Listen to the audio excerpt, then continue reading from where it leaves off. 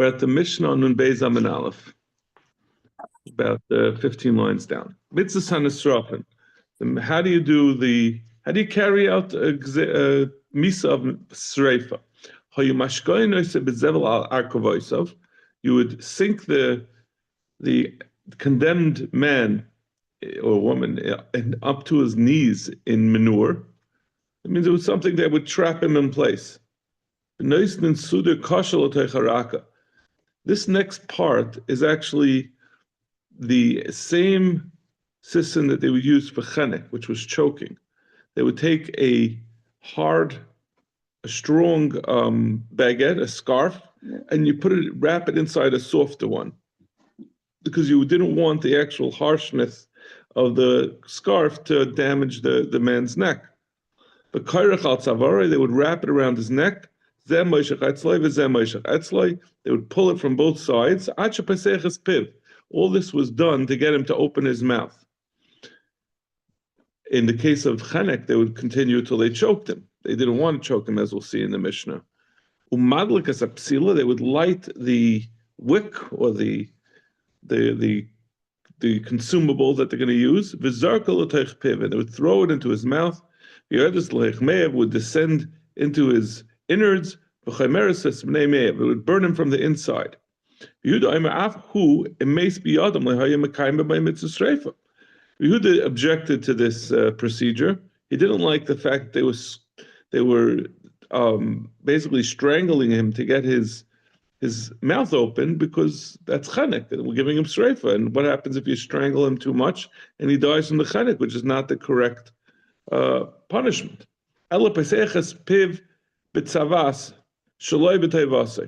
They would force open his mouth with like pliers. Use something to use I don't know what to call it, a spreader, to open up his mouth against his will. They would light the flame, the psila, which we're going to see is lead.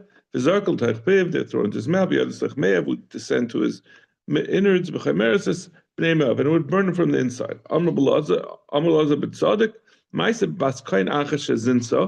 There was one Bas Kain who was Mezana. They just did an old-fashioned bonfire. They put up bundles all around and they burnt them. So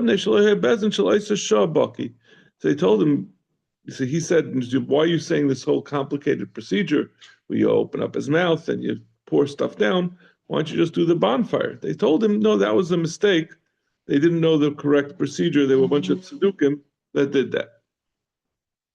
My psila, what was this psila, this wick that they poured down his throat? It was a ingot, a hunk of lead that was melted.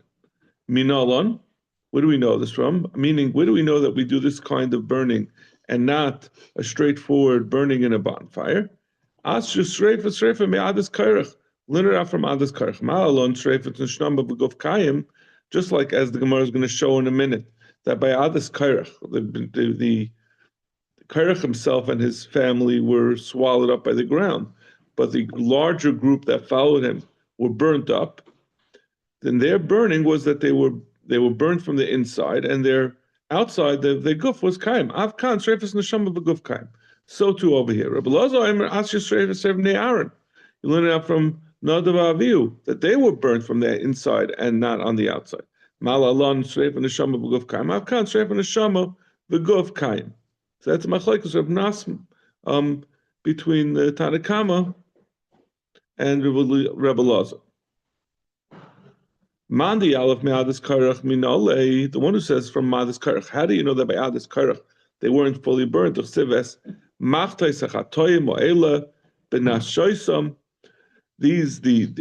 pasuk is describing what happens. It says that the pans that they used to bring their carbon that they were trying to bring, they belong to the chatoim ha'ela b'nafshaisam. These people that were chayta with the nafshaisam. Shenishmasam nisrasa v'guf kaim. So b'nafshaisam means that's the word that the pasuk used. I mean that the Gemara used earlier. Nafshaisam refers to the inside of a person. So when it says b'nafshaisam, it's referring to that their insides were burnt, or what the Gemara calls nishmasan. I mean, obviously, it doesn't mean just spiritual burning. It means that their insides were literally burnt out, and their guf remained. So that's where you see that Adas Kairach, and then we learn out from Adas Kairach. The other man, the Rebbe Lazar, who learned from Bnei Aaron, he says no. When it says benafshaisam, it means that they were actually burned thoroughly. They were, the reason why they were mechayiv sreifa was because of their being Isaac in nafshais, nefushis, which Rashi explains means they were tempted by food. They were feeding their insides. They were feeding. They took food. They were bribed with food. With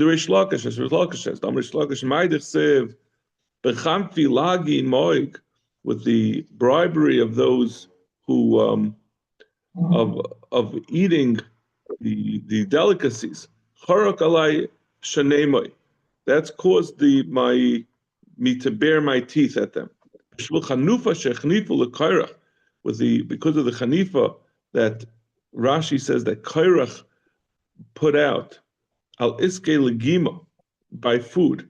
That means he made a big suda for these this Adas Kairach, his followers. And once he got into them, then he got his hooks in them, then they followed him into his apikursus.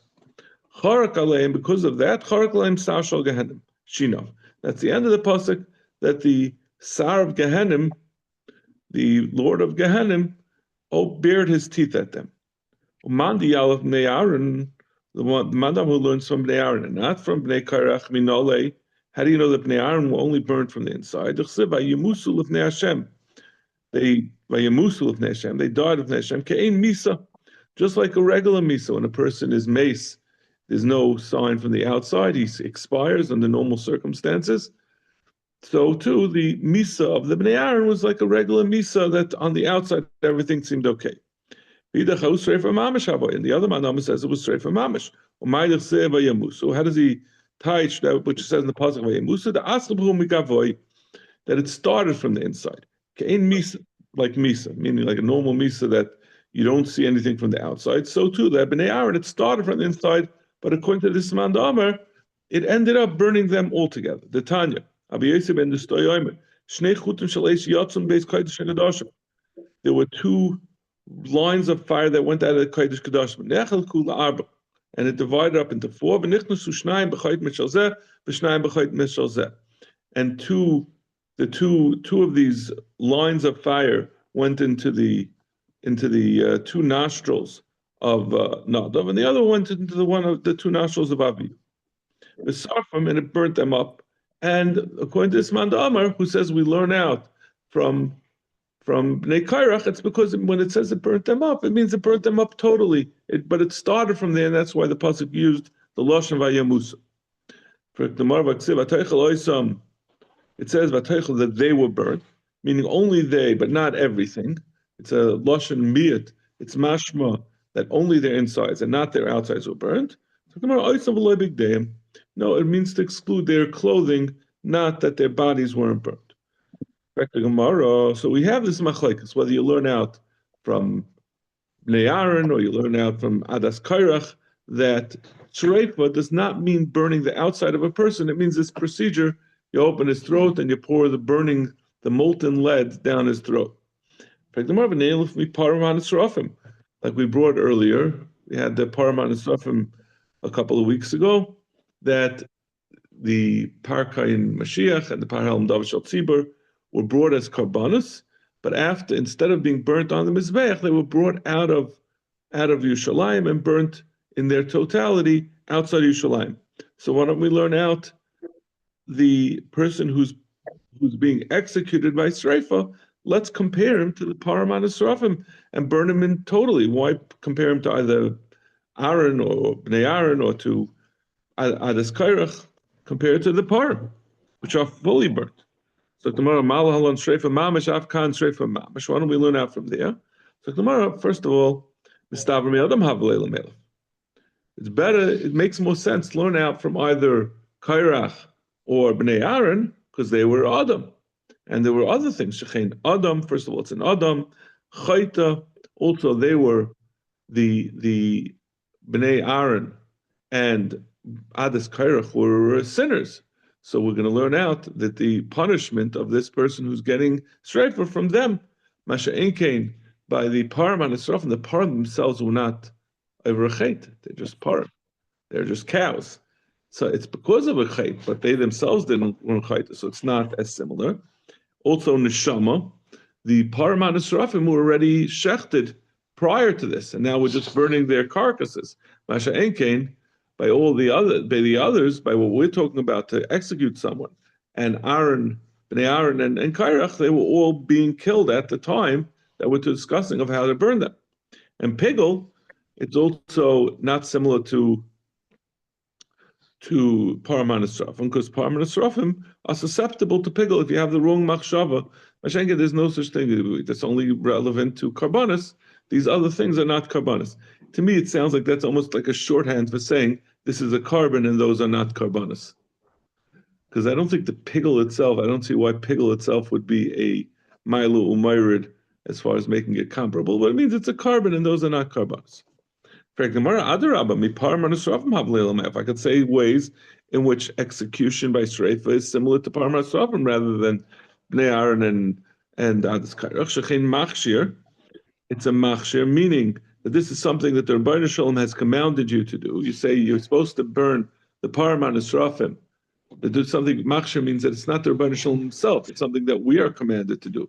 We are hochshir to do it. So the Param Esrafim we're supposed to burn, and the person who's supposed to get shreifa, we're supposed to provide. Bezdin gives them shreifa. Masha Enkain, Bnei Aaron, and Adas Kairach are both being done by the Rebbeinu Shalom.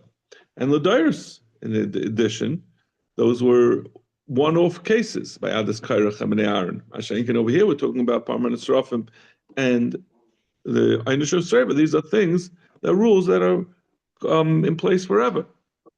So tomorrow, in the end, so you say you gave me two reasons why it should be compared to Param Esrafim fully burnt, as opposed to the other two that are only burned from the inside.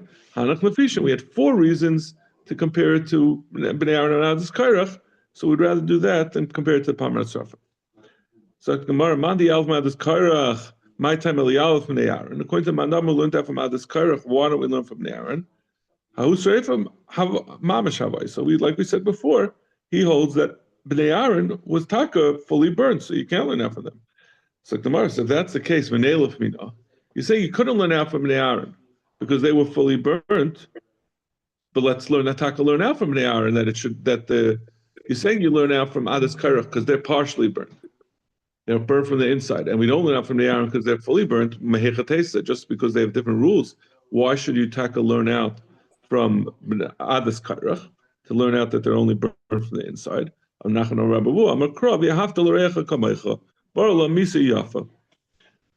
Our general tendency, particularly in this context, when we're talking about what type of misa to give someone, we give the less punitive misa. And someone being fully burnt up, obviously we said even that a person would prefer to be thrown off from the lowest height that will kill him for the same reason of Nachman. A person doesn't want his body to be destroyed any more than necessary. So being burned from the inside is not as bad as being fully burnt. So when it says, okay, once you got to that, why don't we say that, what do we need to learn from a pasuk? The only burn him from the inside. We should always minimize what's being done. So if there's a way to burn him that's less punitive, let's do it that way, meaning burn him from the inside without touching the outside. Which Gezer Shava are we talking about? Meaning the Gezer Shava from Adas Kairach, or from that we learn out from them that gets this misa from the inside. So I would say that's not the definition of streifa. It means the Torah said he has to get streifa. I would think that streifa means what we would in our normal parlance say, it means burning a person up, burning an entire guf.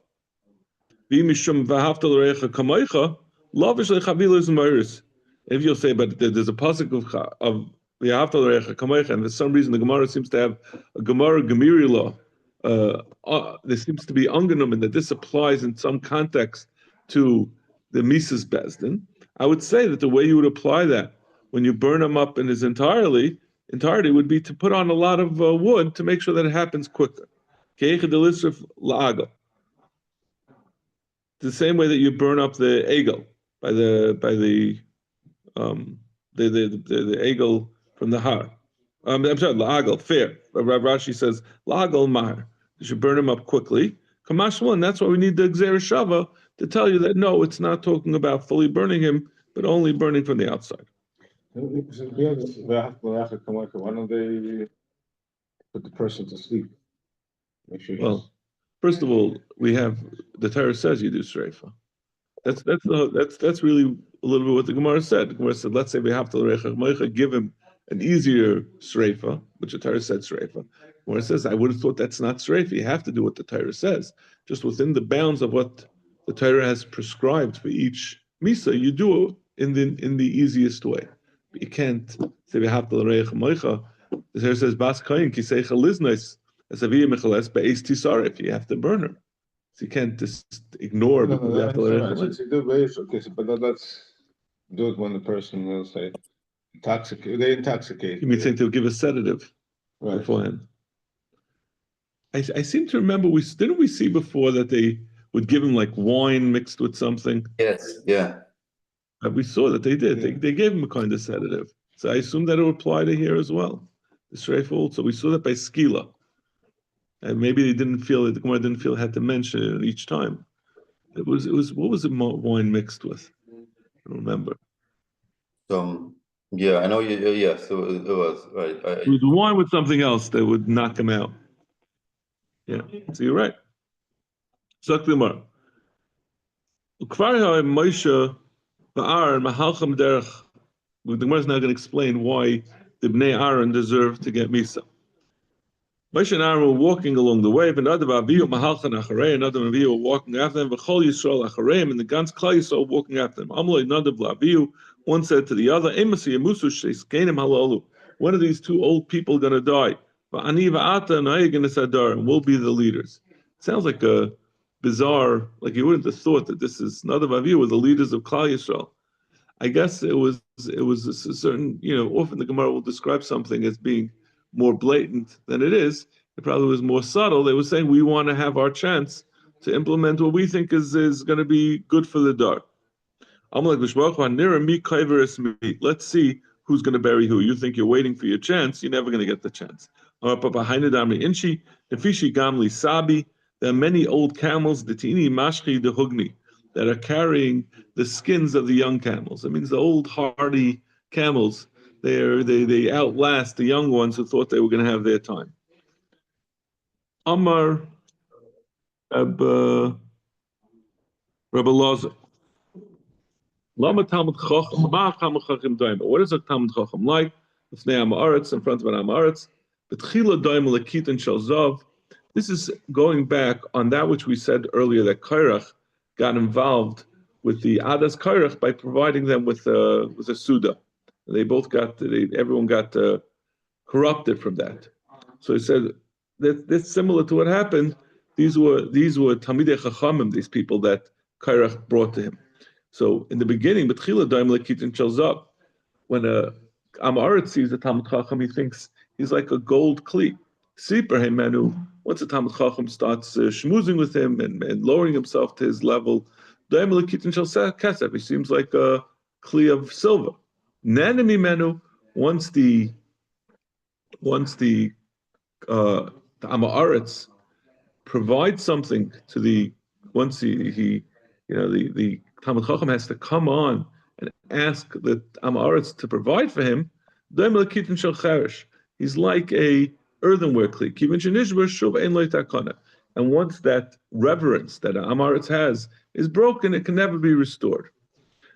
Imrasa, so this is what happened to Kairach. Kairach first, he was a leader, and first he started schmoozing with the Adas Kairach. Then he started to take from them, or he provided them with a meal. I'm sorry, they were Talmidei Chachamim. He corrupted them through association and providing with for them. Imrasa Bas Tli, Amirta was the daughter of Tli, Bas Kain Shezin Sahabai. She was a Bas Kain who was Mizana. Akfa Rabbi Cham Bar Tuvia Chavili Zmayris V'Sarfa. He took bundles of branches and he burnt her. Not like what we saw in our Mishnah, that he's supposed to pour down lead down her throat. Rav Yosef Ta B'Tarti. He made two mistakes with Cham Bar Tuvia. Ta B'der Rav Masna. First of all, he was tired that Rav Masna said that you have to pour lead down the throat. That's the way he explained the Mishnah, that when he said you poured something down, it means pour down the throat lead. He didn't do that process. You go to the Kainim and the Leviim and to the Shofet that will be in that days. At the time that the Gehanim were in the Beis HaMikdash and the Sanhedrin was the Liskus HaGazis, that's when we do the Abramises Bezdin. But now, even in the time of the Gemara, when there was no longer Kehanim in the Beis HaMikdash, and there was no longer Sanhedrin, there was no longer Mises Bezdin, he shouldn't have applied a Mises Bezdin. Bezman she'ein kayin ein mishpat. There's no longer the application of a Dal Mises. Amr Elazar bar Tzadik, Ma'asav Bas Kain Shezinsa. Our Mishnah had the same story, like we just said, B'Shem Reb Cham Bar Tuvia. Amr Rav Yosef, Bezdin shel Sadukim haba. The end of the Mishnah said that they were Bezdin Toya. So Rabbi Yosef says they were Sadukim. And it says Sreifa. So they took Sreifa to be literally that they burnt in the bonfire. Havahachi. Amalhu Hachi Amalhu Vahachi Ahadrule. This is what they said to him, and this is what he answered, meaning that he said that I saw that they burned someone, and they answered to him that it's Dukim Ba'atanya, Amru Lazar Tzaddik, Zechronik Sheyisi Tinik, Umurkav Akseshalaba. I remember when I was a child and I was riding my father's shoulders, Ve'eviu Bas Kain Shezinsa, that this same story happened. There was a Bas Kain that was Mezana, V'kifu, Chavil Ismaris, V'sefu, and they burnt her in a bonfire. Amru Loi Katan Hayise. So this Brisa says that they answered him, not that they would Sadukim, but when he says that I remember when I was a kid that this happened, they said you're a cotton, and we can't paskin based on what you remember as a cotton. It could be you're watching a YouTube video and you don't remember it. You can't bring a rye from a cotton. So the Gemara is asking, how come our Mishnah says that he says I saw it? He didn't say anything about being a cotton. The answer was stukim, and this Brisa says a different story. He said he was a kid, and they answered that you don't listen to a kid. So the Gemara Shnei Ma'asim Hava. There were two separate stories. Hi Amal Hu Bereisha. So the Gemara says, which one came first? Means if our Mishnah came first, Ilay Maham Kamaisa, if you say the first one that we mentioned, I mean the story of the Mishnah, they first went and they said Stukim, Amal Hu Bereisha, that's what happened first. Amal Hu Kishugada V'Layashkach Bey, Amal Hu Kishukatan V'Ashkach Bey. What was Rabbi Elazar coming back afterwards? He said that I remember that I saw them burning when I was a gadol. And you answered it's stukim. So then he's going to say, I remember when I was a child that I saw my father that they could answer first of all it's stukim, and then they also have the second answer that you're a cotton. So why would he even bring it up? The second case, the case of the Brisa was first. They told him you're a cotton. They pushed him away. Then he said the what we said in our Mishnah that he said claimed he was a gadol and he saw it. Then they answered that it was because they would stoop. So the Mishnah. Mitzvahs hanerogim, right? So we did so far, we did skila, we did sreifa. Now we're up to the third misa that, according to the Chachamim, again, Reb Shimon has a different order. Reb Shimon says sreifa, skila, chenek, hereg, but we're going in the Chachamim that say skila, sreifa, hereg, chenek. So up to hereg. Hereg and sayif are the same thing. Hereg means to behead, but the mashmois of sayif is with the sword, as we're going to see in the Gemara. So the Mishnah. Mitzvahs hanerogim, the mitzvah of how you do hariga, which is to behead. Hayamatizan esroisha b'sayif. They would cut off his head with a sword. Kederach shamalchusai, so the way that the kings do it. If Yehuda says this is a navala, meaning that he understood it to mean that he stood up and they would cut off his head as he was standing there, and his body would fall down. So that's very a busha to do such a thing. And you lay him down on top of a block, the kaitzis bekufitz, and you use an axe to cut off his head. They said to him, "What are you talking about? You think that's better? That's even worse. It's very degrading for a person to be killed in that way. It's better to have his head cut off with a sword." Tanya, Yehuda answered back to the Chachamim that they said it's a novella, it's disgusting to be beheaded on a chopping block. The Torah says you can't follow the goyim, and as the Mishnah said, they did it the way that kings used to do it, the non-Jewish kings, and to do it in the same way would be would be so therefore the herek has to be not standing up with a sword, but rather on a chopping block. Since the Torah said to do sayif, to use a sword, we're not learning it from them. There's no isra if you do something because the Torah instructed it. That means they could have followed us the same way. If they do what we do, then it's not a problem. If the Torah says it, then we don't consider it to be following the Darchei Amari. And I'll prove it to you.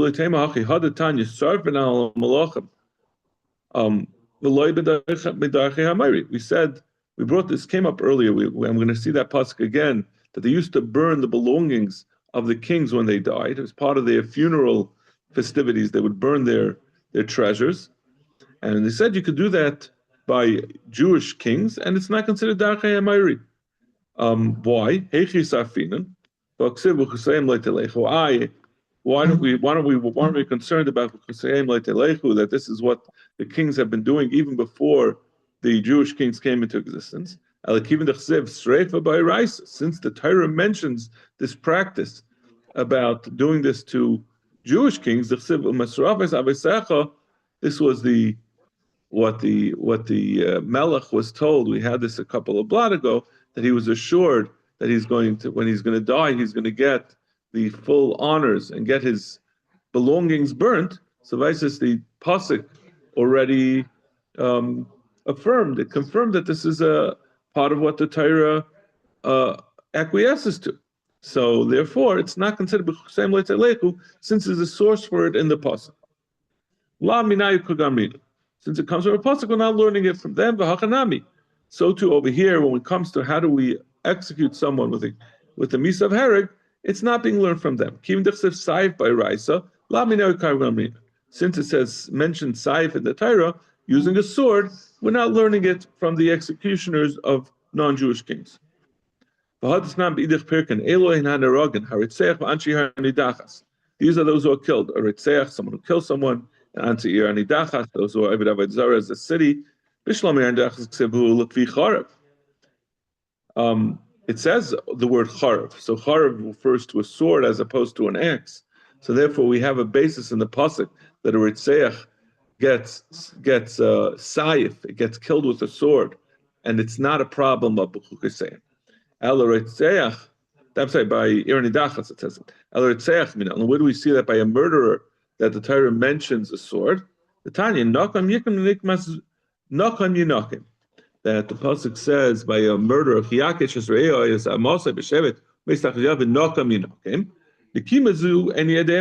does this nakim refer to? What is this revenge that we get? The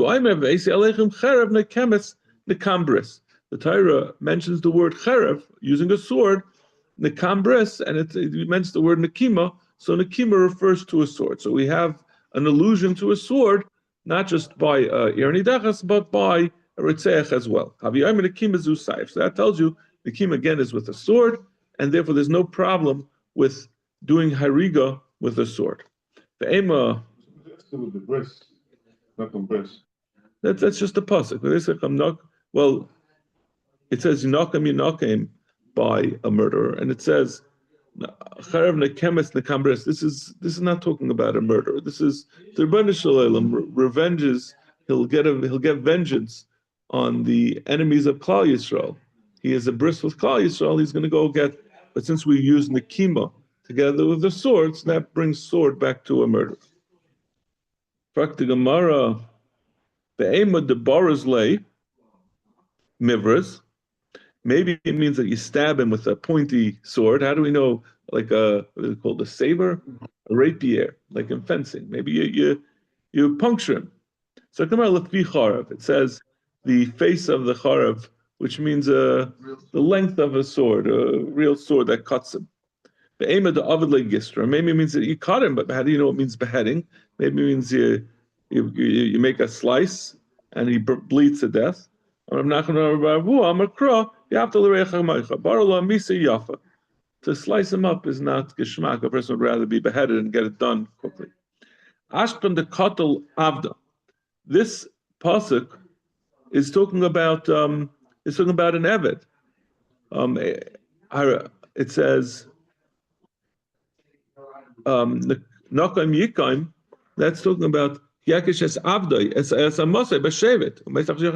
It's talking about killing an eved. How do you know B'Chayrim Minol? And how do we know that a free person also gets a misa of sayif with a sword and not with a kufetz? Lav kavachaymu katal avda b'sayif B'Chayrim b'Chenek. When it says, listen, if you were saying that an eved, how could it be that like we said, Hereg Chanek, how could it be that the Eved gets a better Misa than the Bachayrin? So that's good according to the Manam that says Chanek is Kal. So good. So you give the Eved the more Chamadik Misa of Sayif. Like you go according to Reb Shimon, according to the Rabbanan, it's good. According to Reb Shimon, who says Chanek is Muhammad. How do you know that a Bachayrin also gets Saif? Not claim the time. As Hadam, now you should get rid of Hadam Hanaki, the innocent blood, Mikebecha. Hukshu Kol Chedamim LeEgla Rufa. This is a pasuk by Egla Rufa. So we're Makash, those who kill murderers to Egla Rufa. Malalam B'Saif. Just like an Egla Rufa gets, you put its head on an anvil and you behead it. So the same too over here, he gets killed. So it's affecting Gemara. Just like over there, it's with a sword and by the neck. So too, it's with a sword and by the neck. Over there, it's with like a kind of scythe. It's not with a regular sword. It's a special type of murdering, something to behead the animal, and also it's the back of the neck as opposed to the front of the neck. And over here, where assumption is you're doing it the way executioners do it, they do it to the front of the neck, so it should be quick. So we learn that it's supposed to be besayif with a sword, because I guess the kupitz is similar to a sword, and it's done on the neck. So that tells you the same thing by a ben chayrin, that you learn out that he gets the einish of sayif. Zak the Mishnah. Mitzvah and Chakan. Hayu mashkoyin oise bezevel arakoisa. Now we're up to those who get strangled. You put him into manure up to his knees. Menoisen sudu kashal haraka. You put a strong scarf inside a soft scarf. A kairach al tzavaroi, and you wrap it around his neck. Zembay shechatzlin zembay. That's such a nafsha yaitza. You pull on each side until he gets strangled to death. This is the final misa. Tanarabban. Ish prat cotton. The pasuk says ish. That tells you cotton doesn't get chenek. Asher yinov es ish is this, and like we know, this chenek goes on someone who is mezana. So asher yinov es ish says prat ish is cotton. Only someone who's married to a gadol. A cotton, there's no. If someone's bought on someone who's married to a cotton, that's not a deraisa kedushin, and therefore the isha is not considered to be married to get misa. Eishas re'eyu. It says eishas. It says. As Eishas Re'eyu, as Eishas Ish, Prat Le'eishas Acherim. To exclude someone who's married to someone who's not a Jew. Again, there's no Kedushin Taifas, and she's not considered married. Moish Yumas, the pasuk says he will get killed b'chenek. Since the Torah says Moish Yumas, that means b'chenek. Atayim b'chenek e'ene ela b'achas mikal misa amuri b'Torah. How do you know it means chenek? Maybe it means some other misa. The Torah doesn't specifically say chenek.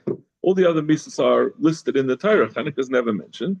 Amit kol makom shenema misa b'Torah stam ein ater shayin l'moishcha l'hachme el al hakol. You have to give the least hamadika misa, and therefore that means chenek. Div Rabbi Yeshua. Rabbi Yeshua clearly is going like the Chachamim, like the Rabbanan, not like Rav Shimon. It says not because he's the Gemara is going to say that later also. It's not because it's mokal. We have a limud that whenever the Torah says a misa, then it means chanek. Rabbi Aymanema misa b'yidei shamayim and nema misa b'yidei adam. Says misa b'yidei shamayim that a person what was b'yidei shamayim v'yamas gam oisai in Bereshis. That's and it's not the stam misas b'nei adam, but these are the misas that we're talking about. That the Torah didn't give a specific like a noyef and ayafas. Ma misa amura b'nei shamayim misa she'em baroshim. Just like all the misas b'nei shamayim, when the Baruch kills someone, it means he dies, and you don't see any, and there's no mutilating of his body. Av misa amura b'nei adam misa she'em baroshim, and that's chenek. Chenek, the person gets strangled, but his body is not mutilated. The ema shreifa. Maybe it's shreifa, like we said before. Shreifa is it gets burned from the inside, his outside is not burned. So remember, the Amar Rachmana Bas Kohen B'Shreifa, B'Chalal the whole La Bas Shreifi. For the fact that the Torah excludes a Bas Kohen, says she gets specifically shreifa, but he says that other Noyachim who get the Stam Misa are not getting shreifa. So it can't be that Stam Misa is shreifa, it must be Chanek. Because that's the only two that don't damage the body. So come on, Bishlam Rabbi Yonason, Kedgam Afarish, Rabbi Time. Rabbi Yonason, we just explained that he learns it out from Chanek, because Chanek it's a Stam Misa, and that always means Chanek. Elo Rabbi Yosha Mimai Dika Chanek Bailam Emasai. According to Rabbi Yosha, how do we know that there is such a thing as Chanek at all? He says you give the most Chaldika thing. How do we know that there is such a thing as Chanek? Maybe Saif is the easiest one. How do we know Chanek exists at all? Amarava Abraham Misas Gemara Gemirilu. Gemara, that's a Gemara Gemirilu. We have a halacha Moshe Messina that there are 4 misas. My loy mepnei hikala. My loy mepnei hikala. What does it mean that? Why isn't it because it's the most kal? Kamifli, but put the Shimon Rabbanon, and this comes down to the machlekes Rishon like Rabbanon, like we said before. They're going to be samech on whether chenek is Muhammad and Saif or Saif Muhammad and Saif. I'm going to okay, we'll leave Reb Zeir for tomorrow. All right, thank you. Have a great day. Okay. We're going to try tomorrow to do 625. I'm sorry. If you can make it, you'll try. But we really have a lot to make up.